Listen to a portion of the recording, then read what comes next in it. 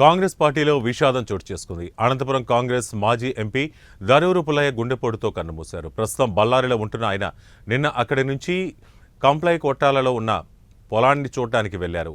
ఊరికి వెళ్తూ కంప్లీలో స్నేహితుడితో మాట్లాడేందుకు కారు దిగి అక్కడే గుండెపోటుతో కుప్పకూలి చనిపోయారు. పుల్లయ్య మృతదేహాన్ని బళ్ళారిలోని ఇంటికి తరలించారు. ఈయన సొంత ఊరు అనంతపురం జిల్లా వజ్రకరూరు మండలం ఛాయాపురం గ్రామం.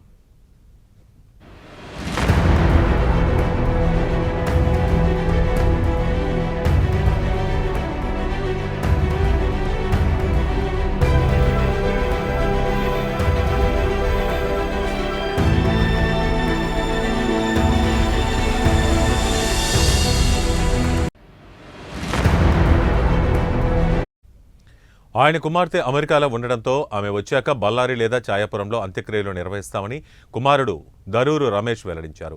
1977 నుంచి 79, 1982 నుంచి 85 వరకు లోక్సభ సభ్యుడిగా పనిచేశారు. అంతేకాకుండా 1965 నుంచి 1977 వరకు కంప్లీట్ షుగర్ ఫ్యాక్టరీ డైరెక్టర్గా, జేడీసీసీ బ్యాంక్ డైరెక్టర్గా పనిచేశారు. పుల్లయ్య మృతి పట్ల ఏపీలోని ప్రముఖ రాజకీయ నాయకులు సంతాపం తెలిపారు. దరూరు పుల్లయ్య మృతి బాధాకరమని రాష్ట్ర ఆర్థిక శాఖ మంత్రి పయ్యావుల కేశవ్, ప్రభుత్వ కాల్వ శ్రీనివాసులు తెలిపారు.